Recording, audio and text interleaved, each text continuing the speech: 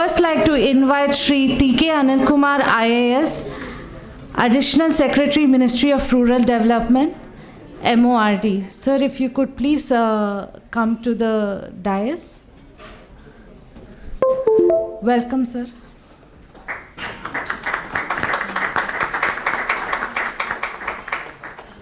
Shri T.K. Anil Kumar is an IAS officer of 1995 batch and has handled several important assignments in various capacities. He is presently working as Additional Secretary in the Department of Rural Development, where he plays a key role in the ministry's initiatives, particularly those focused on rural prosperity and women's empowerment. He has been keenly involved in key programs of the ministry, like Entrepreneurship Planning Digital Tool and the Lakpati Didi initiative. Welcome, sir. Next, I would like to invite Shri Nitesh Kumar Mishra, Joint Secretary, Ministry of Youth Affairs and Sports. Mr. Nitesh Kumar Mishra is a civil servant who has more than 29 years of experience in the areas of public policy and its execution. He has vast experience of working in major ministries of Government of India and is currently serving as the Joint Secretary at the Ministry of Youth Affairs and Sports, Government of India. He leads the MY Bharat platform, a national youth platform that leverages technology-driven solutions to empower and connect young people across the country. I'd also like to invite Bharat Vishweshwaraya. He is the Executive Director, India, at the British Asian Trust, leading impactful programs in livelihoods, education, mental health, and social finance. With over 20 years of experience across development and strategy, he has held leadership roles at Omidyar Network, McKinsey, U Chicago Center, and he is also the alumnus of IIT Madras and IIM Calcutta. Once again, welcome to you, sir. We also have with us Alice Gugliv, who's joined us online.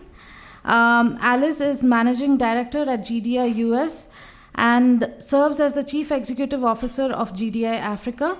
In these roles, she collaborates with prominent corporations, commercial investors, and international non-governmental organizations to incorporate social impact, innovation, and social entrepreneurship initiatives into their portfolios. Additionally, she assists philanthropists and social enterprises in achieving more impactful and transformative change at the systemic level. Welcome, Alice. I would also finally, I would like to invite my dear colleague Neeraj. Neeraj Ahuja is part of the senior leadership team at Transform Rural India. He leads the Rural Entrepreneurship and Employability Program at TRI to catalyze economic opportunities for rural youth at scale. Now I'd like to invite Neeraj to introduce the session and the panel. Thank you. Thank you, Gauri, and thank you very much for your patience. We had a slight delay in the last session, and that's why we had to reduce the tea session. So thank you very much for cooperating. We'll also have the tea served over to you, so please bear with us for this session. And this is a wonderful session. This is the last session of today. We saw discussions on some key points today, which flowed from our conversation from the last week in different states. And this conversation is around the critical topic of enterprises, specifically mini and nano rural enterprises. They form the backbone of and the foundation of rural livelihoods. Yet there are challenges in terms of the ecosystem and formal support services, and that's why a large portion of them are single-owned enterprises and face challenges in growing sustainably. So we are going to have a very key and important session today, and we have a fantastic panel. We have people from key ministries who are directly engaging with this challenge. We have people from philanthropy, and we have people from global organizations who have worked a lot and have been working towards solving this challenge of mini and nano rural enterprises. So before we start, as a context, we also have a very interesting report that we created with the support of TRI, DIU, and our partners, which identified the key challenges that are there in the segment. So I would request if we can unveil that report quickly. The report would be there. If you can give us the copies of the report, please. One copy to each.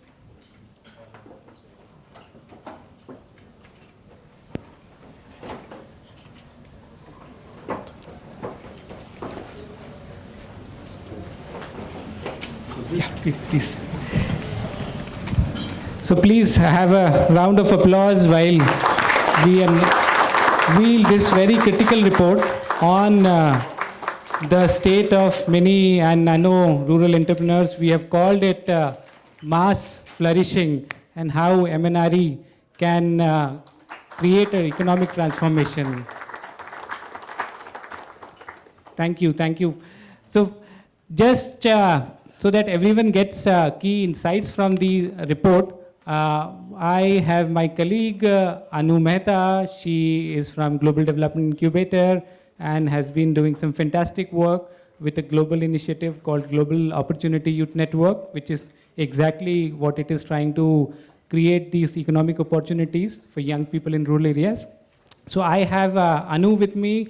Anu has been also very important in this report, and she will help us go through the highlights, quick highlights of the report. So over to you, Anu.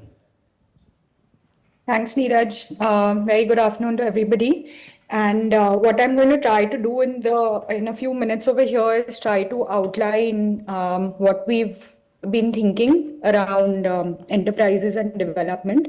And the objective is really to talk about enterprise ecosystems. But I just want to take a few steps back and talk about why this is important to think of enterprises as well as ecosystems.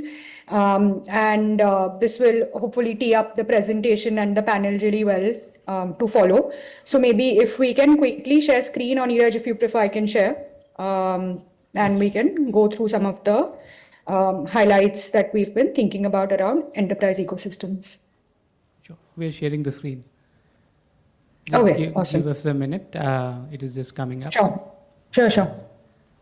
Great. So I think the first message that is very, very clear is that there are many amazing things happening in India. Our GDP is growing steadily. We're outpacing GDP growth across key countries.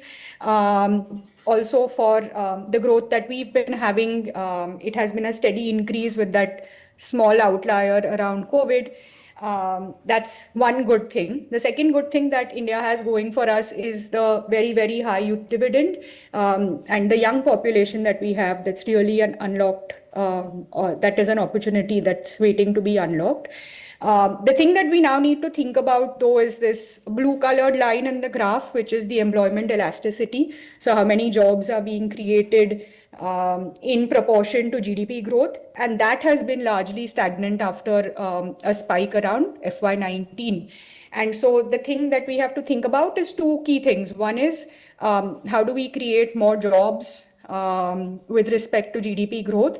And the second is that GDP growth is restricted to urban centers largely. The presentation keeps going off. It's restricted to urban centers, and an example over here would be that only the top 5 cities contribute around the same amount to the GDP as all of the agriculture sector does. And so how do we really think about not only growth, but also labor absorption and also distributed growth and labor absorption? So that's kind of one of the main things to think about. The second thing is that MSMEs are really an engine for growth. They're high productivity. They contribute a significant amount to GDP. They also have a high number of workers that they absorb. However, there are two key types of enterprises that we want to talk about today.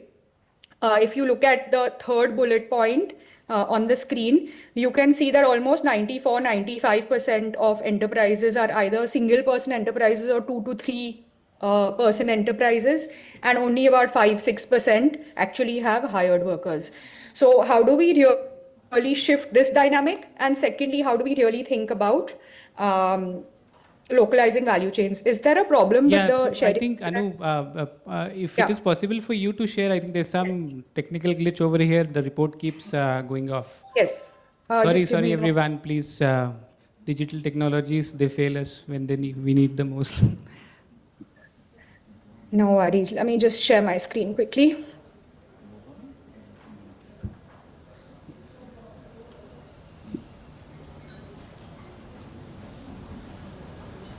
Can everyone see? Is this okay? Yes. Okay, wonderful. So we've made the first point really was that we need to have distributed growth. We need to think about how to have labor absorption along with distributed growth, and we also need to think about how MSMEs are engines really for this growth, especially around rural. There are lots of new thinking lines which think about how urbanization is important and to think about the urban side and to focus on that. However, there is still a very, very strong investment case for rural economies for a few reasons. One is that the GVA that comes out of the rural side is very, very comparable to what happens on the urban side. The second thing is, even with urbanization, about 50% of our population will still be rural by 2050. And the third thing is that the growth rate of rural economies is much, much faster or even keeping pace with urban growth rates.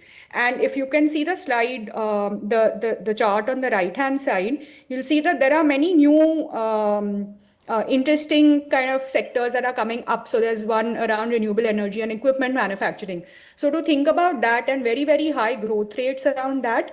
So it's interesting to see how rural is moving from primarily primary production towards more service and manufacturing.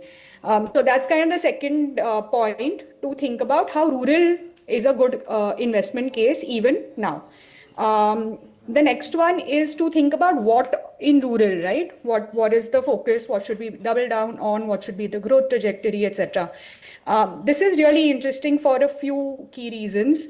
One is that if we look at states which are higher industrialization, wealthier states, higher contributors to GDP, etc., etc., the percentage of hired enterprises, hired worker enterprises, is much, much higher. So if you look at a Tamil Nadu or a Maharashtra or a Gujarat, for example, they have anywhere between 10 to 20% almost of their enterprises as hired worker enterprises, while states such as Jharkhand, Orissa, Chhattisgarh, which need more industrialization and have relatively less contribution to national GDP, have much, much fewer hired worker enterprises. So it's just 1 in 100 that are hired workers.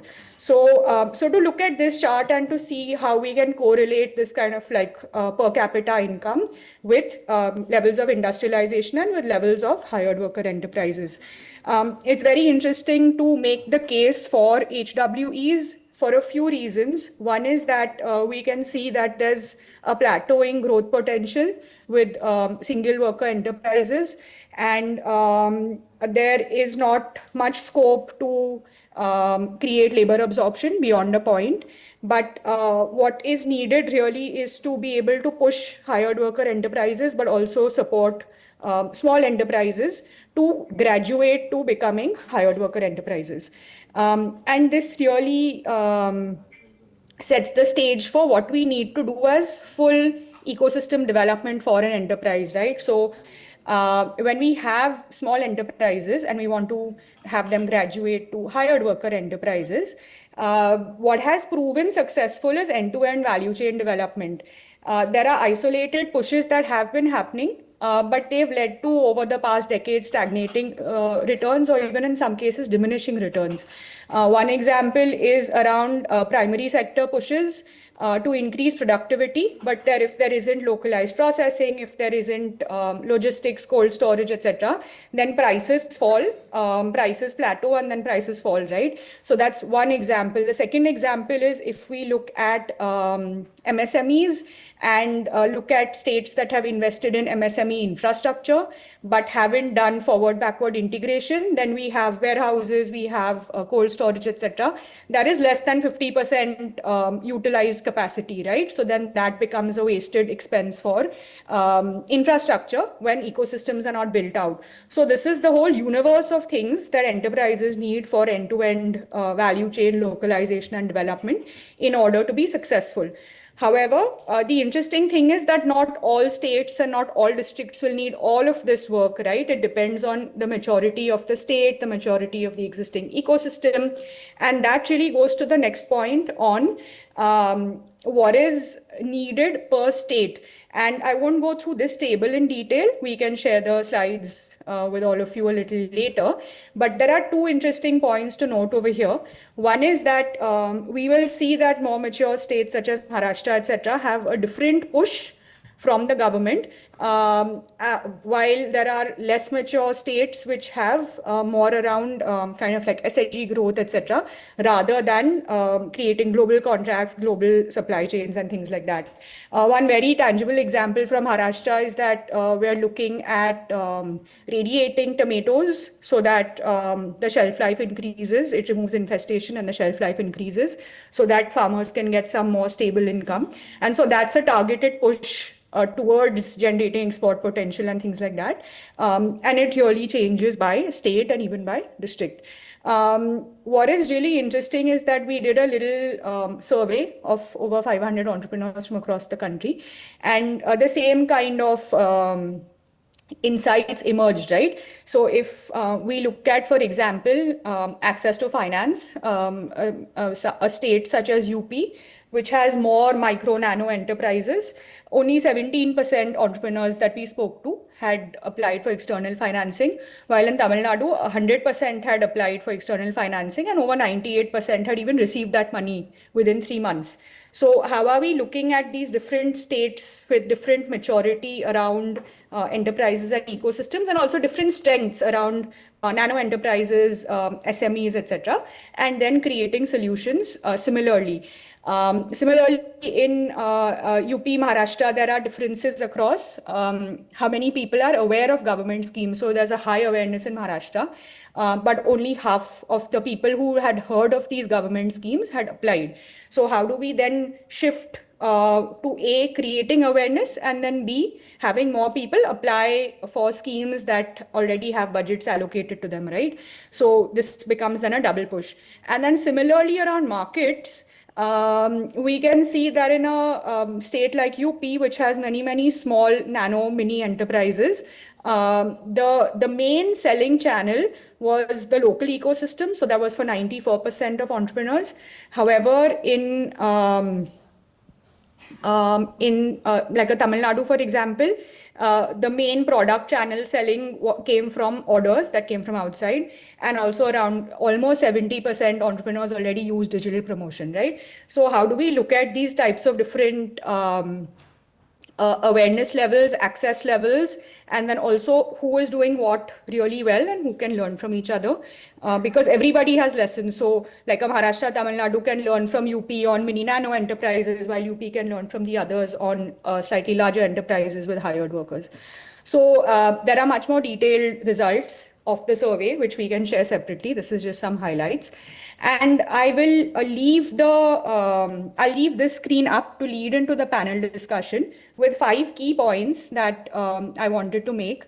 One is that GDP growth is there, and how do we now think about distributed growth outside of urban metros? And how do we think about really labor absorption to harness our youth dividend?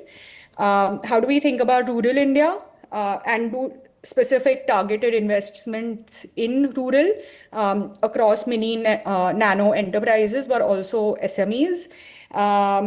And then how do we think about the different segments of enterprises, right? That's the second point. So how do we look at own account enterprises versus hired account enterprises?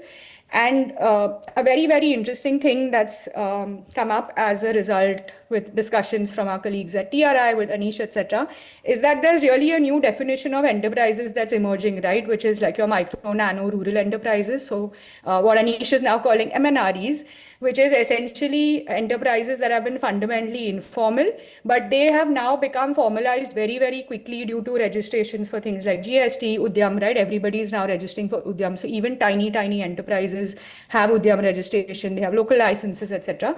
So they're already formalized as a result of this massive push, which is fantastic because then these can graduate the fastest to becoming hired worker enterprises, but also increasing income for people that are already working here. The fourth point is that when we think of hired worker enterprises, we need private sector capital, and a typical non-profit pushes consist of partnerships between NGO, government, but how do we really bring in mainstream private sector investments to create jobs at the district level? And that's a different capability, a different capacity. So how do we think of that to complement our existing capacity? And then the last point that I will leave everyone with is that isolated pushes have not worked. So we need to have end-to-end value chain development and smaller kind of loops, more localized value chains, more localized value addition, etc. And the context, as everybody knows, I think really well in the room, is that it changes by state, it changes by district, sometimes even by block. But based on administrative structures and budgetary structures, district is a great unit, is an ideal unit of change or unit of growth. So how do we look at this district by district and really think about building out full ecosystems for enterprise supports at the district level? I will request Neeraj, maybe if we can leave the slide up to tee up the panel discussion, and we can then get into it so that these can then be some starter talking points for the panelists. Absolutely, absolutely. Thank you very much, Anu. I think this was very comprehensive, and this is what we have been trying, and we thought it would be good as a pretext for the conversations, the insightful conversation we'll have going forward. So what we see here, we see on one hand, the economic survey also estimated there are going to be 80 lakh jobs that need to be created in India every year to accommodate the workforce. And if we account for underemployment or hidden employment in agriculture, and also people who are not actively looking out, it will be even much more. So on one hand, we have this situation, and a large number of them are in rural areas. And on the other hand, we have the mini and nano enterprises, which we also saw has the potential to create meaningful job opportunities for rural young people who are entering into workforce. So I wanted to start the conversation, sir, with the insights we saw. 2 minutes, if I wanted to have a headline from every of the panelists, what, according to you, based on the data and the figures and everything we saw, insights, what, according to you, in 2 minutes, is the single biggest unlock for the mini and nano rural enterprises so that they can become the engines of growth for Viksit Bharat? So what, according to you, would be the single unlock, and why in 2 minutes? So I would like to start with Anilji, if you can share your insights on this. Thank you, Neeraj. I think Anu's presentation has made a good case for the change that has to happen in the rural landscape. So, but one thing is very clear, that if you have to have enterprises at scale, there are several factors that have to come in place, including finance, physical infrastructure, digital infrastructure, and the value chain that has to be caught. So if you have to do it at scale, I think a digital ecosystem for enterprise development, if it is created, then there is a possibility for everybody to kind of engage and kind of be a part of this scaling up exercise. So the digital ecosystem, I think, is something that could add a lot of value to this. Thank you. Then next to Nitesh, sir, if you could share what, according to you, would be the one single most biggest unlock for the mini and nano rural enterprise? In fact, in Thank you for inviting me, and I welcome all my co-panelists also.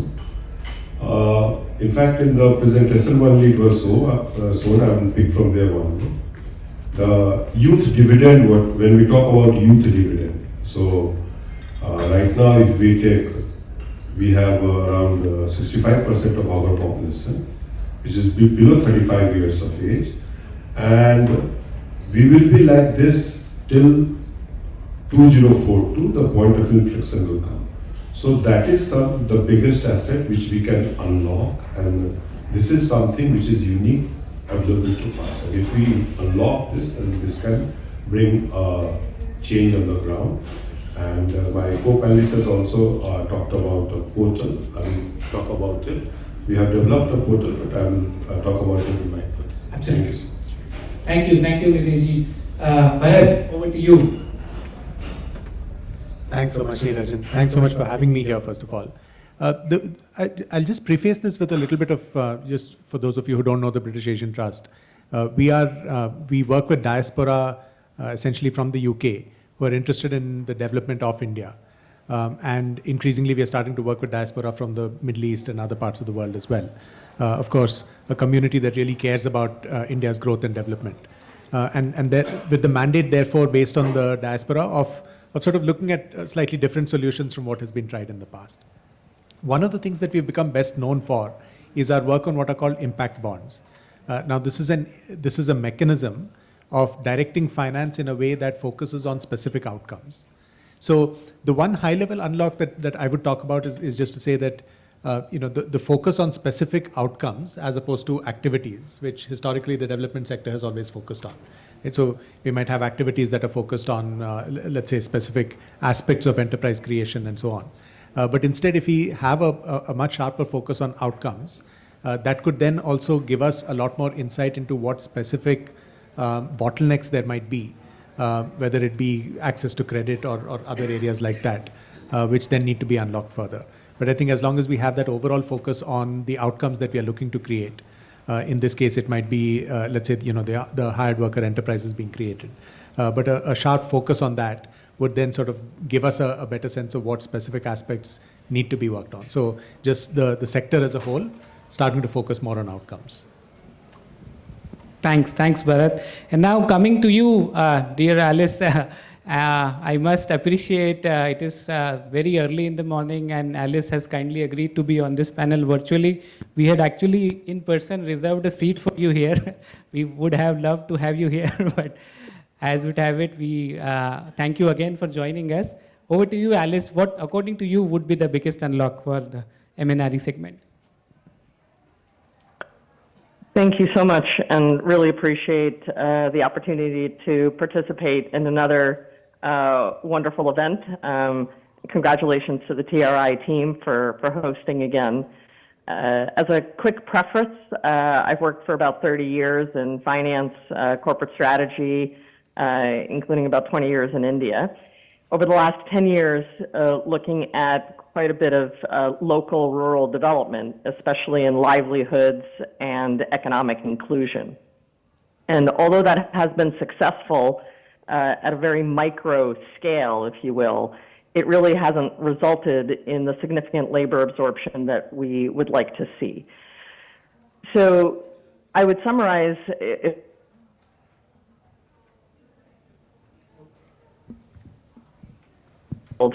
is to really focus on what I would say sunrise value chains, to set up local sector-driven councils that are able to really identify contextually what's going to drive economic growth and labor absorption. It's going to differ by district cluster. And I've seen a lot of mapping, a lot of data, a lot of opportunities, but the execution has been very difficult. And so we have, at the state level, a lot of funding that's available for growth and smart subsidies for farmer-producer organizations. We have a lot of fragmented micro-successes, but there's very little aggregation and development of value chains and supply chains that are really going to drive highly contextualized local economic growth. There's a lot of work that's required for that, as Anu and others have noted, from finance to market linkages and development. But if people can come together and say, for this particular district or district cluster, these are the 2 to 3 value chains, and we're going to develop those over the next 5 to 10 years as sunrise industries for that particular location, and given where the world is heading, both for local markets, regional markets, and even international markets, maybe not the United States, but international markets, we could really transform a lot of what's happening in rural context.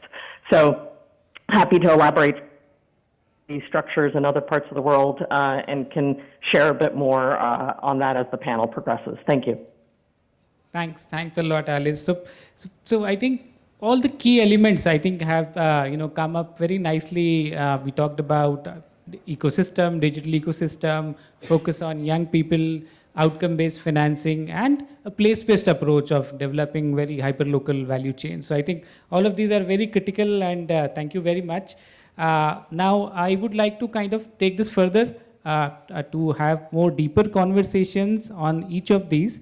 So first, I would like to explore the policy and the infrastructure front. And for this, I would like to come to you, Anil Kumarji. You are leading one of the most transformative program in this country, most transformative rural program, the National Rural Livelihood Mission. And it has been pivoting to make large shifts as we see in the coming years. We saw the finance minister announcing the Rural Prosperity and Resilience Program and also NRLM 3.0. So with this, sir, if I were to request your insights, how do you see ministry's role? Ministry of Rural Development is a key ministry, and how do you see ministry's role with a focus on catalyzing mini and nano rural enterprises, especially with the kind of shifts that are happening in the ministry and the focus shifting? The National Rural Livelihood Mission has been there for the last 14 years, and it's essentially a poverty elevation program. So we have been focusing primarily on poverty elevation till say around 2011-12, and it's only in the recent years we have this shift from basic livelihood to enterprise development. So it's a very new thing that has happened, but given the changes and the demand of the rural landscape, we are looking for scaling up enterprise development, and that is what you mentioned about the Rural Prosperity and Resilience Program that has been announced in the budget. But one should understand that enterprise development is not a straight line. I mean, there are too many cycles there, and when you start at a level that the mission has started in, so mission has around 10 crore rural women who are bought into self-help groups, and they are federated into cluster level federations. 32,000 cluster level federations are functional. So these units, the initial focus was, of course, institutional development, and thrift and savings was the core, the focus of these institutions. So you should realize that most of these women are poor women who don't have an understanding of basic finance. And now we are talking about enterprise development right on the other side of the spectrum, saying how can they become big and mini enterprises. So you need to teach them financial financial literacy comes first.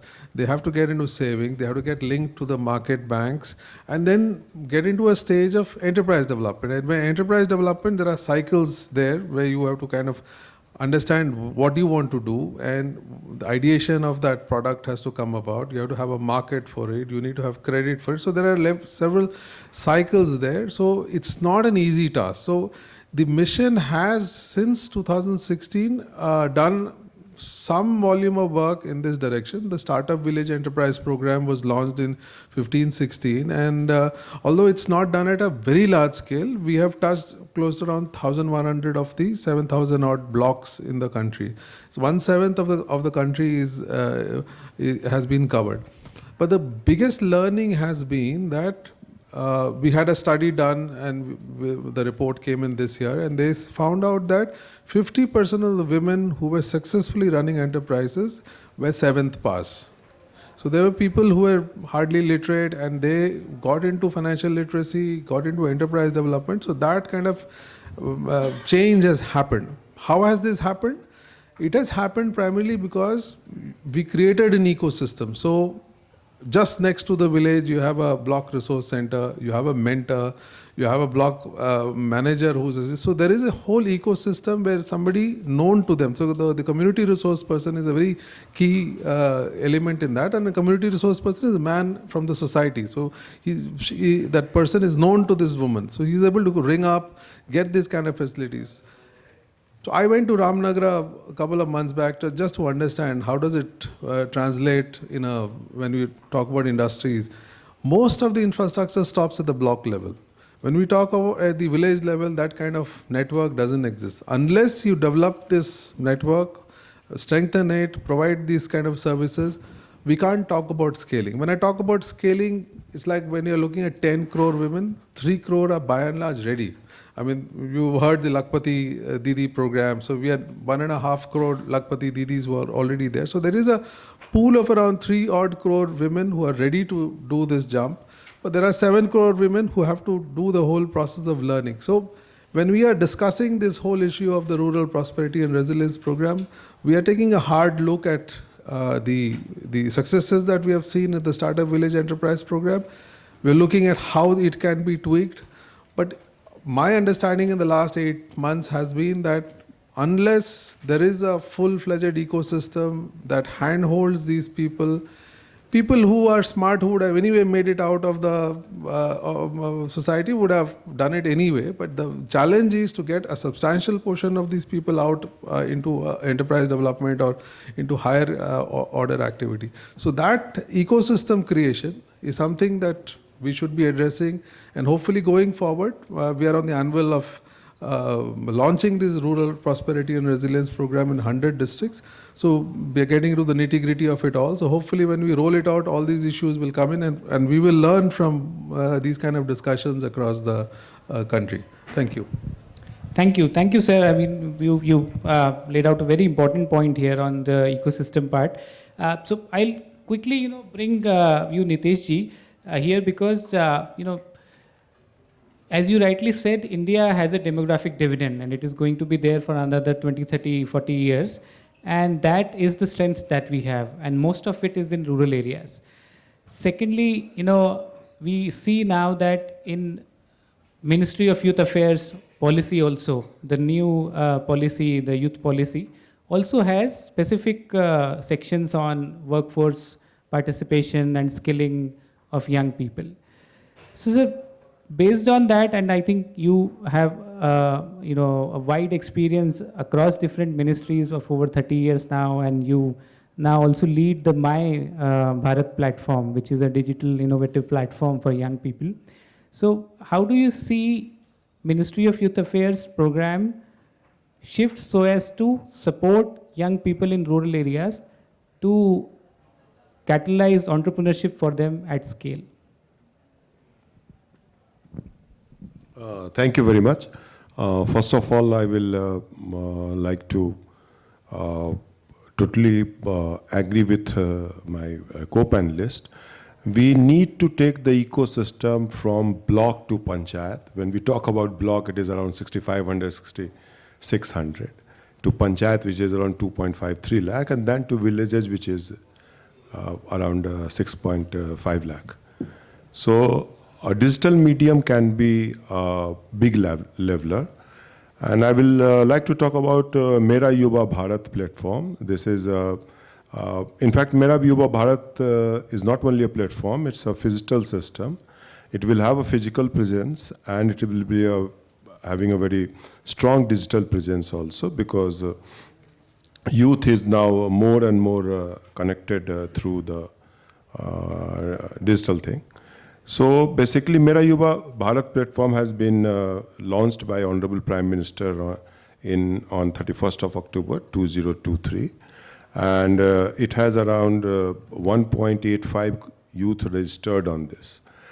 As far as jobs and other skilling things are concerned, what we have realized that soft skills are something which is needed. In fact, in many of the discussion across platform, it has been indicated to us that jobs are there, but when the person who has to hire, when he goes, then he cannot make a decision in the 10 minutes which he or she is given. So on Mera Yuva Bharat, we have launched experiential learning program where we take a youth. The youth can be from the rural setting or urban setting or urban setting, and we place that youth for 1 month up to 3 months in a formal setting where he goes and he learns about it. Recently we had done one program and where we took the youth to Jan Aushadhi Kendras. These youth went to Jan Aushadhi Kendras. They learnt about how that functions. So with the soft skills and with the Mera Yuva Bharat platform, we are trying to bring the soft skill as well as a one-stop platform for all the youth to utilize.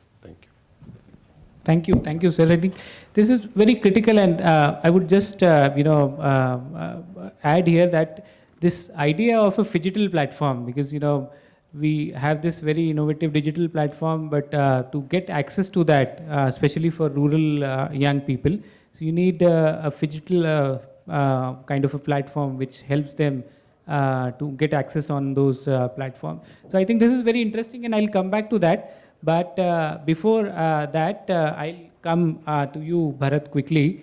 One of the things, we saw was access to finance. And there are a lot of programs, there are a lot of policies to ensure access to finance to rural enterprises. But when we are talking about this specific category of the mini and nano rural enterprises, which has, investments requirement of 1 lakh to 5 lakh for mini and up to 25 lakh for for mini and nano the other way. So how do you see, your experience with skill bonds and outcome-based financing to support and bring in capital to skilling? So how do you think we can catalyze capital for the MNRE segment through this outcome-based route, or any other key thoughts you have around that? How do we solve the finance challenge for this particular category? Thanks for that, Neeraj. First of all, we look at impact bonds as a potentially very sort of viable route to do this, right? I mean, the whole area of outcomes-based finance, because there is a lot of philanthropy that is waiting to support all of the initiatives that the government has sort of rightly put in place, whether it's the NRLM, other areas. There is philanthropic capital that is saying, how do we reach out to the last mile, to the hardest to reach people from within the government ecosystem, right? So, of course, the government programs have already done such a great job, as has already been pointed out. But there is philanthropic capital that is waiting to supplement all of those initiatives. The question, I think, for philanthropic capital to then try to answer is, how do we make sure that the outcomes are actually being generated? Because otherwise, what often happens with development sector interventions is that there is capital that is put in without the monitoring on what exactly is happening on the back of it. And therefore, that capital ends up getting frittered away. So we see outcomes-based financing as a great way to sort of break that, that barrier. And therefore ensure that philanthropic capital, when it comes in, CSR money when it's coming in, is very clearly directed towards the activities that have the most impact when it comes to generating incomes, when it comes to setting up, whether it's hired workers or even just the enterprise to begin with, right? So, and this is, it's a bigger challenge than it might sound like at first, right? Because when you're talking about outcomes-based finance, the first question becomes, what is the outcome that I should try to incentivize? And that question itself, as you talk to the sector, you'll hear many different definitions of it. Because should the goal be to say, I'll help someone create an enterprise that lasts for at least 6 months, right? Or should it be something slightly different? Should it be a certain degree of income that gets generated? Should it be about access to credit? And all of these are legitimate, fair outcomes that you might want to sort of incentivize, right? So what basket of those do you actually pick? At the moment, we are starting a new program that we call the Nano Entrepreneurship Outcomes Facility, where we are picking essentially sort of three variants of outcomes, right? And again, many more could be picked. But the three that we are picking are the percentage increase in outcomes that the entrepreneur is able to generate as a result of the intervention. So we want that percentage to be at least 30-40%, right? So the Prime Minister has spoken, for example, about doubling farmer incomes. So that's of course a 100% jump. But so there's that aspect of what is the percentage increase in the program.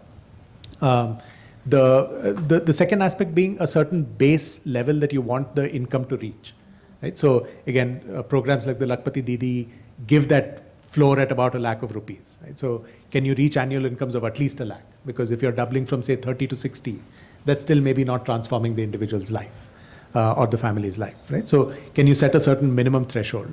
And then finally, can you look at access to credit as being another aspect of it?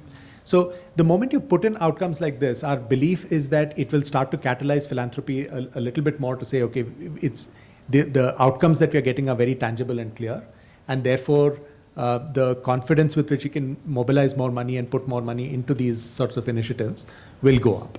Right? So that's how we are hoping that that link actually happens, right, between outcomes-based finance and more capital coming into the program.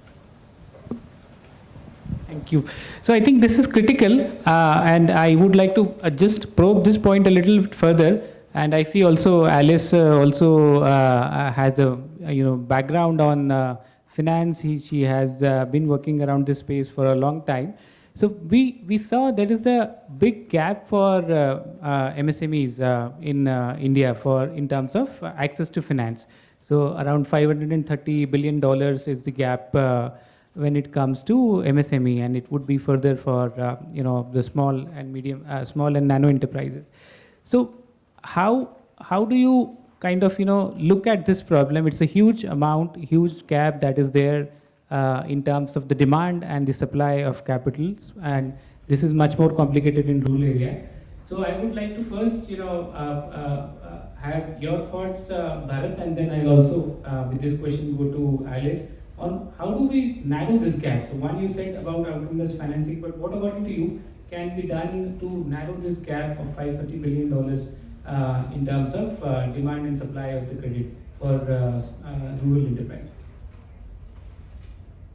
So this is it is a knotty sort of a problem, right? It isn't an easy one to solve. Our belief is that the kinds of things that have already been spoken about, the digital platforms, the access to data, the ability to target individuals, therefore based on some aspects of their behavior or sort of data that they have generated. It is those sorts of things, I think, done at scale, which is what will allow private holders of capital to put in that capital with a lot more confidence. Our belief is also that blending of capital plays a very important role, right? So what that means is being able to bring in grant capital or capital that is philanthropic in nature, right, which is not seeking a return. So that capital can be brought in many ways. It can provide a guarantee on losses that might happen out of a certain pool of capital. It might provide an interest subvention. So instead of let's say a 15% interest or a 10% interest is being charged. Right? So there are many mechanisms by which you can start to blend capital. But I think that idea of blending philanthropic and maybe even government pools of capital with private return-seeking capital, that is a very powerful idea to be explored in reducing this gap, because I think where it has been done and where interest subventions, for example, have been effectively provided, that is what then allows a first-time seeker of credit to actually go and sort of be able to access capital with a lot more confidence than they would otherwise be able to. So yeah, I think it's some of these ideas at scale, like digital platforms, which will really help in capturing the data that you need to be able to lend with confidence. And then I think blended finance is another very powerful idea in that space, which can help unlock. Thank you. I think really very helpful points over there. So Alice, I know you have been waiting patiently, so coming to you. One, on this challenge of finance, so how do we look at this challenge of finance, this gap, and what according to you can be key things that can be done to reduce this gap? Yes, thank you. As I'm listening to the panelists here, it would be interesting to, if we have time, to get into a little bit of a discussion. I'm hearing a lot of focus on the micro level of economic growth and scale as the pathway to development. So, for example, we've been working with SRLMs all over the country, and NRLM, of course, at the micro level, the rural woman who has a small business, and how do we grow these nano kind of enterprises, give them the right financing, the tools, the digital platforms, and so forth to be able to grow. And certainly that's one pathway, and we've been working on it for quite a number of years. However, what we've seen is that ultimately there seems to be a capacity gap, a finance gap, and ultimately a scale gap pursuing just that pathway. So what I'm advocating for, if I may, is more of market-driven transformation. Philanthropic capital, outcomes financing, these are grant-based mechanisms. And so they can be catalytic towards some goal. But what we're seeing as maybe two models of development, and I'd love to get people's feedback on this, is yes, we can do the self-help groups, the SHGs, the cluster level federations, and so forth, and build up their skills and grow those enterprises one by one, put them on a digital platform, et cetera. Inherently, financing that, there's almost no market mechanisms for it. There's some platforms that can do it, but it's very difficult to do that at scale. The other pathway that I would advocate for, in addition to some of the ones that have been mentioned, is not necessarily growing those small SHG type businesses, but actually pursuing aggregation of those inputs, creating 2 to 3 value chains that are high potential value chains per district, or micro nano enterprises supply into those aggregators. And to do that in a way that you build out the entire supply chain. You need road infrastructure, you need industrialization, you need warehousing. The labor absorption of that will be significant. You're not putting undue pressure on these rural women that don't have the education or ability to access financing to really operate at that sophisticated level. Maybe 2-3% of them might at some point in the future, but the majority will not. And so how do you, in addition, create these aggregation points, these value-added sectors, and bring together the right partners between local government, state-level government, but create market-driven transformation? Otherwise, we are stuck in this kind of supply side, training, digital platforms, et cetera, as the methodology to scale only. How do we really create much more of a market-driven approach for sunrise industries in priority sectors depending on the district? And it will be different district by district. So this is an inherently scalable strategy if we build the right institutions and the right sector level collaboration. But I really would love to get people's feedback on this, because rather than kind of building up these small pieces, it's actually really intentionally building out these high priority sectors. Thank you. Thanks, Alison. I'll come back to on this. I think you have made a very pertinent point on market-based interventions and building local supply chains. Building on that, and I think our panelists also here talked about ecosystem for mini and nano rural enterprises. So from the point of view of a systems builder, you have been working with various large organizations around how do we create systems. What kind of governance model can we think about which brings local administration, communities, philanthropic capital, private capital at one table to develop this ecosystem for mini and nano rural enterprises? So We've talked about, digital ecosystem, but if we are talking about rural enterprises and, rural ecosystem, so what, according to you, could be the blueprint for that model or that governance model for that developing that ecosystem? Yeah, so what I would propose is something called an Economic Development and Investment Council at the district level, where that council would comprise people from the private sector for specific sectors. So if in a particular area we're looking at a sweet potato value chain, who needs to be involved? Who are the off-takers? What are the market linkages? Bringing them to the table. Where are they going to get smart subsidies or catalytic capital from the state or philanthropy? How are you going to set up those value-added processing facilities? What's the road and warehousing infrastructure required? How big is that sector going to be in terms of economic value? And most critically, labor absorption. Who are going to be the input providers? So you're bringing together all of those ecosystem players under a council, which could be called an Economic Development and Investment Council, looking at what needs to be built out, what are the local strengths and assets, and how do we build on that for the future. So if we can create these councils with kind of committees by sector, and you don't need many, you can say 2 to 3, here's what they are. And what I've seen across many parts of India and different states is you have the data. People have mapped this out quite well, but these are reports that are sitting on the shelf. And people seem to not, put in the hard work of really developing out these value chains. So if we can set up this kind of governance structure, really prioritize over the next 5 to 10 years in a particular area what those sunrise sectors will be, bring together the right private sector, public, NGOs, civil society that needs to be at the table, and then have accountability over the growth, investment, and market linkages that are going to be critical. And all the solutions that have been talked about so far in the panel will come into that with a long-term view and plan. Thank you.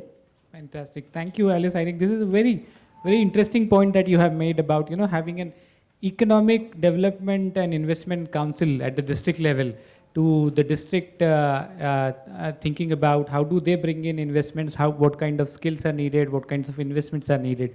I had a lot of questions on that. Just one question quickly to you, Alice, on that.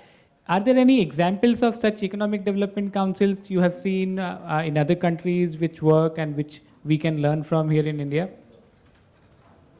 Yeah, absolutely. So, for example, just last week I was in South Africa, and they've set up very clear ones for, let's say, business process outsourcing or hospitality and tourism. In Tonga and Mombasa, in Kenya and Tanzania, in Senegal, they've set up agro-processing value chains that they would build up.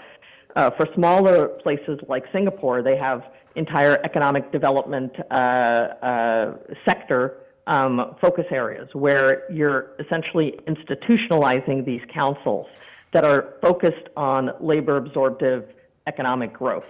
So you can see examples. Also, a couple of months ago, I was in Sao Paulo, and they have very clear focus areas in Brazil. So you can look at some of the best practices from around the world to be able to influence the way that we're setting up these kinds of governance structures in rural India. But every time we go to visit our communities, whether it's in Orissa or Jharkhand or MP or UP, we see so much potential for this economic growth engine in the rural countryside. So just very excited to see what we can do with this going forward. Thanks a lot. I think very interesting precedences we have, and we can definitely look at and learn from them what we can do for India. I'll come back to Nitiji, and I know you had another meeting scheduled, so coming back to you quickly. You building on all of these, we've got very interesting insights on how can we think about the ecosystem, how can we think about the finance, how can we think about district level governance model. Sir, the MY platform that you were talking about, that Ministry of Youth has developed in partnership with Ministry of Electronics and IT. So, you see, you were talking about a phygital platform. One is the digital, and then you need phygital structures where you can reach out to young people, especially in rural areas. So what, according to you, can be collaboration opportunities? Maybe, say with MORD or maybe MSME department, who are also actively looking to promote these entrepreneurship in rural areas. And how can, we leverage the network that MORD has or the other ministries has? So do you think there are any scope or opportunities for collaboration, just as you had for the My platform, to catalyze entrepreneurship in rural areas? Thank you so much. I would like to say that My Bharat is a platform which has been developed for youth, and it doesn't only pertain to my ministry, it pertains to all the ministry.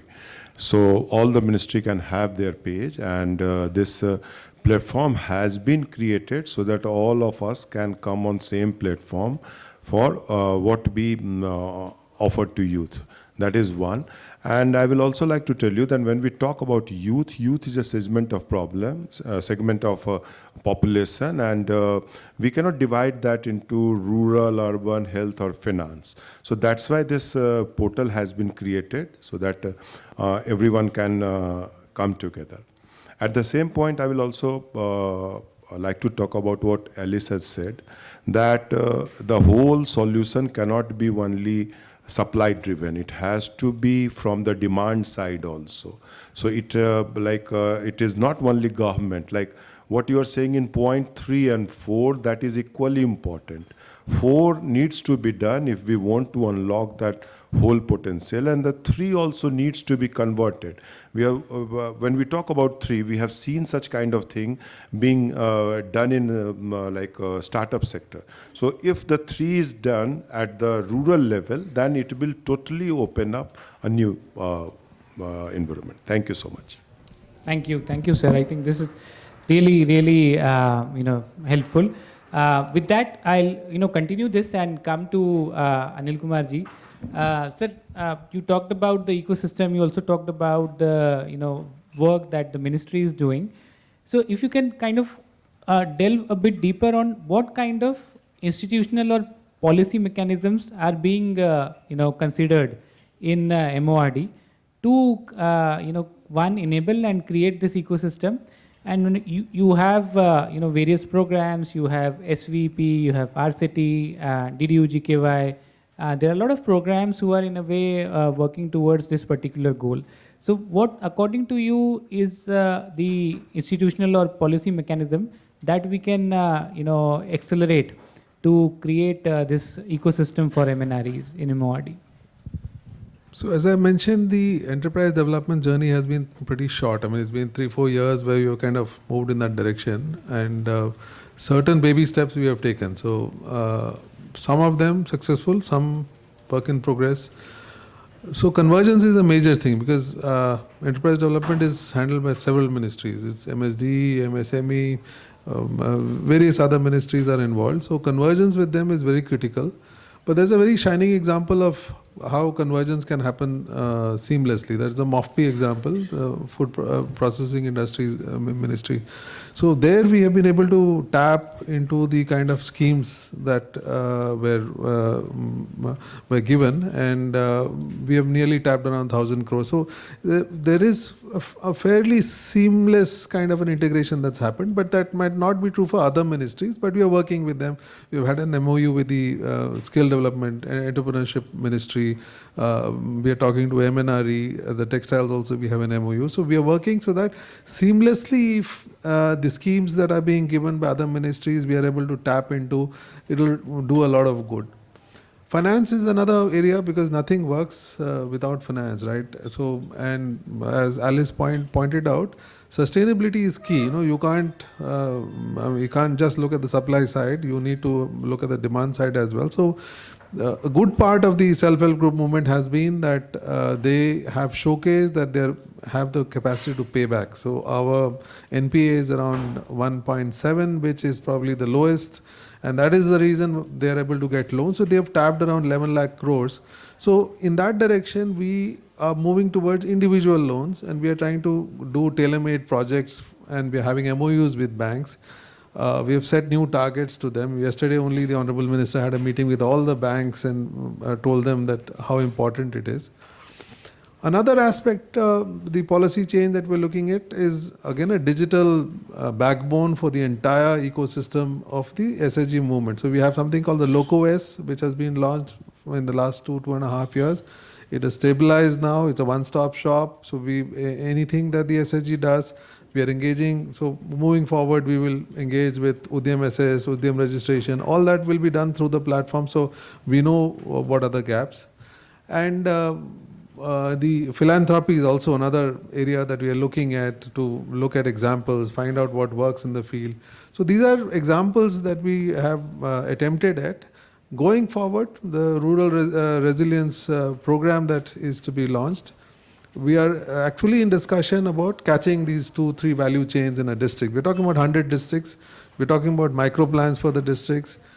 But it has to be, it's not a top-down kind of a program. It has to kind of work on its own. So it will be primarily private sector driven, and you will talk about blended finance to ensure that people are willing to invest in that particular district. So those are all discussions that are happening.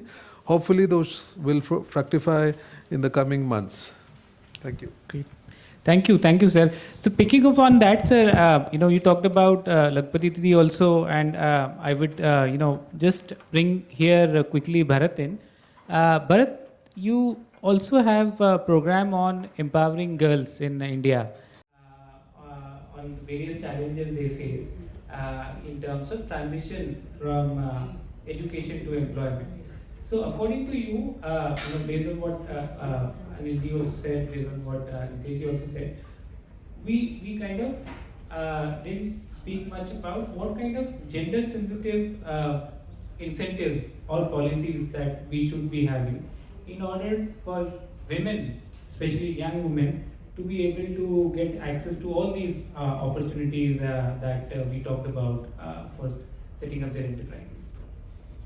That's a great point, and I have a few thoughts on this, right? So first, as you rightly mentioned, we do this program in partnership with BT, where we look at sort of digital empowerment of adolescent girls. And this takes the form of skilling, mentorship, and other things like that for underprivileged young women to be able to access jobs, get into jobs, stay on in those jobs. Now, the fact is, when we look at it from a macro picture, the labor force participation rate for women is not as high as it needs to be. Right? It's far too low, and that's where your question about sort of policy changes comes in. We run this program called the Skill Impact Bond in partnership with the Ministry of Skill Development and Entrepreneurship, as well as the NSDC. And one of the things that we look there is to mandate that 60% of the participants in that program should be women. Now, if you don't put a mandate of that kind, you might have as few as 10, 15, 20% of participants being women. Because often a training provider will just find it easier to mobilize a man and train him versus a woman. Right? With a woman, the social norms may need to be overcome a little bit. There might be family pressures and so on. So I think mandates of that kind itself can help. Right? That's sort of one policy measure that is worth thinking about. Certainly, even when philanthropy is doing work in areas, for philanthropy to start out by saying less than 60%, less than 50% for sure, is not going to be acceptable in terms of women's participation. And so that's sort of one idea that different groups can think about. Another is, as we've been looking at large-scale employment, and as we've been thinking about what it would take to scale up the Skill Impact Bond itself, some of the things we've been looking at are, do you need to start to go to private sector employers and look at them at least having disclosures of the number of women that they employ. Right? So disclosure to their boards, to their investors, can then start to put pressure on them to say, look, if I'm at 15% right now, why am I at 15%? And if my competitor has reached 30, 40%, why am I lagging behind? Right? So that can just put a little bit of peer pressure on companies to then start to say, I need to shift my hiring practices. I need to think about what it would take to employ women more successfully. Right? So that's sort of another set of ideas there that can be pursued. I think a third, more at maybe a city level, is we are seeing a lot of the barriers for employment of women being about, let's say a girl needs to transition from rural Jharkhand to Tamil Nadu to take a job in the manufacturing sector. Now, of course, that's a big cultural transition for the young woman, right?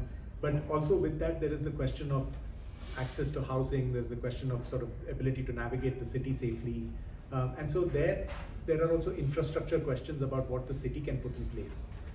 For example, hostel type of residential facilities, which Tamil Nadu is starting to experiment with. So can that be taken and scaled up? It seems like a possibility based on what Tamil Nadu has already shown. Right? So can that be taken and done at mass scale? So yeah, these are a few ideas that I think are probably worth considering. Thank you very much. And I'll also quickly bring in Alice here. Alice, you have also worked a lot with SRLMs in different states, with women on their livelihoods and empowerment. So what, according to you, what Bharat just outlined, few areas that we can do, how do you think we can create incentives for the system, we can create incentives for women to be able to set up their own enterprises and grow enterprises? Yes, I'll make 3 quick points. One is we are really hearing from women that they would prefer to stay in their own communities.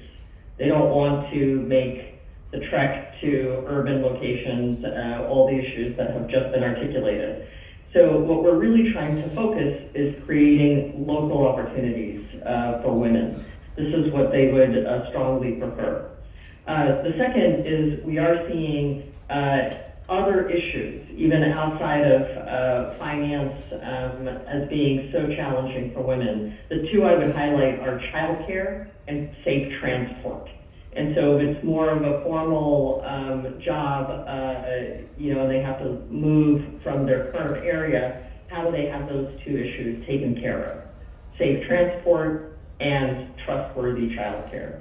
And the third point I'll mention is that there's an interesting switch that happens. In all the work that we've done on self-help groups and livelihoods, there's a lot of focus on how women, and one of our panelists here mentioned, have a high payback period, have a high payback rate, right? So they borrow from the self-help group, they borrow from other sources, they can pay back very well. And that's for managing these nano or super small livelihood type enterprises.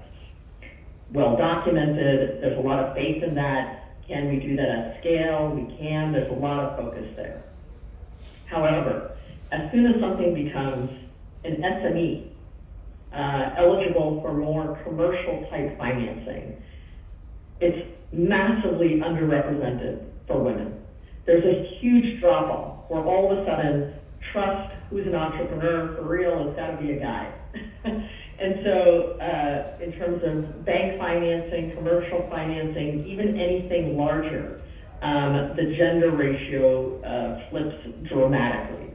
So again, if we're looking at both of these kinds of pathways, and I do think we need multiple kinds of interventions, continuing with the self-help groups, supporting that kind of micro livelihood enterprises, but then as we're thinking about aggregation, more formal work, priority value chains, market-driven development where financing will be sustainable through actual profitable businesses as opposed to policy or regulations. We've seen many times banks being forced into lending, but then as soon as those regulatory requirements drop off, SME financing stops. And so how do you really have commercially driven enterprises? And from that perspective, what are the enabling supports that women need, childcare, transport, but also much more of a focus on women-owned SME businesses, overcoming some of those inherent biases, even though those payback numbers and rates are even better than men in the SME space, there's still a ton of inherent biases that exist there. Thank you. Thank you. I think very important points both you and Bharat shared about how can we create gender-based incentives for women, given the benefits we see. There is now data around women-owned enterprises and how it is much more transformative for rural economy. Thank you on that.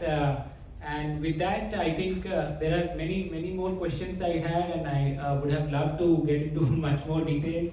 Very interesting things we have seen from the panel coming in. But with limitations of time, we would be kind of going towards the end of this session. So towards the end, sir, Anilji, I would come back to you. So what, according to you, would be the key strategic takeaways, from this session that you think we should be taking forward for supporting this particular segment of mini and nano rural enterprises? One thing it was always there in my mind, but the catching a value chain, a couple of value chains in a district, it's already being done. ODOP is an example that's been done, but we tend to work in silos. So I may have a scheme, but if I latch on to the ODOP value chain, I will get much more because the whole ecosystem is directed to a particular direction. So that value chain catching or identifying two or three streams and focusing on that.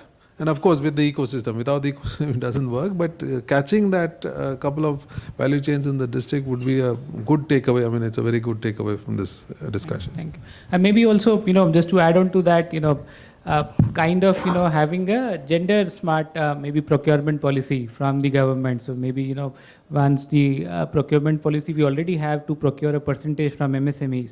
So if we can also look at, to be procuring a particular percentage from women-owned enterprises to support women in entrepreneurship. So moving to you, sir, last final words, what would be some takeaways for you? What kind of, strategic things that you think MYAS can do to support this rural entrepreneurship? Look, I will be repeating what Anilji has said. This is ecosystem, integration, a digital platform, and with My Bharat having a physical presence, it can bring the change. Thank you. Closing words from you, Bharat?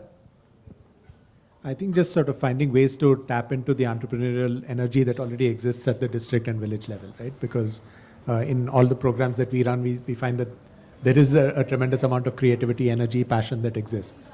I think many of the ideas have already been covered, but ultimately, if it can all sort of work in the interest of those young entrepreneurs, and then they'll build whatever they're able to build, which will be phenomenal. There's no doubt about that.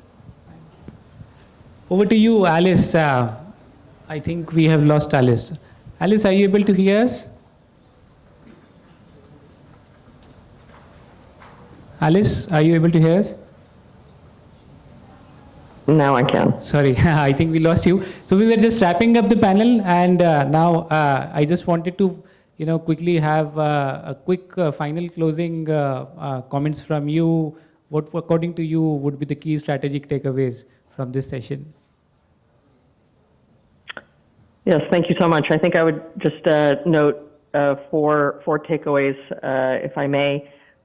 One is really being focused on tracking data, mapping out what are some of the growth areas in any particular ecosystem, understanding what the higher priority sectors could be, what are the assets of a particular place, and having that be dynamic, tracking that. The second is place-based interventions. These are complex issues and they're highly contextualized. This massive issue, if we think about it at a national basis, but if we think about it as district or district clusters, this is a very manageable opportunity. And so place-based long-term objectives is where I would focus in terms of economic growth, labor absorption, labor participation of women, et cetera. In 3, I would focus on the market-driven sunrise sectors that will drive that kind of economic growth. And 4, institution building, something like an economic development investment council at the district or district cluster level to be able to bring together the right stakeholders, have accountability, and position the rural transformation of India at scale. Thank you. Thank you. Thanks a lot, Alice. And with this, I think we had a very interesting and insightful session on how we can think about this particular segment of mini and nano rural enterprises. I'll quickly, we are still short of time, but I'll quickly open the floor if we have any 1 or 2 questions that any one of you had for the panel or any particular comments you have related to the session.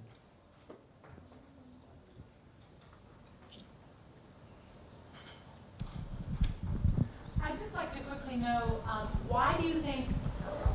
Thanks, I have a loud voice, but this makes it easier. Why and how do you think reports like the one we launched today or shed light on today are actually important for bringing the narrative straight to the heart of the matter and bringing change at scale? Do they help move the dial? Look, the report which has been launched today, this report, in fact, when government goes for different kind of data collection, different kind of report, so many of times these report bring the micro things into picture. And when we go into, when we read these reports, and then we also know that what are the things which can be replicated. So these reports are very important for us because these reports fill the gap and give us those data which we have not been able to tap in. Thank you.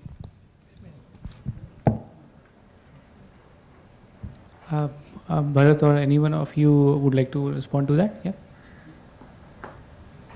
All right, so I think this has been a terrific of a session. We would have definitely loved to explore more questions and more, points to discuss, but because of lack of time, we'll have to pause it here.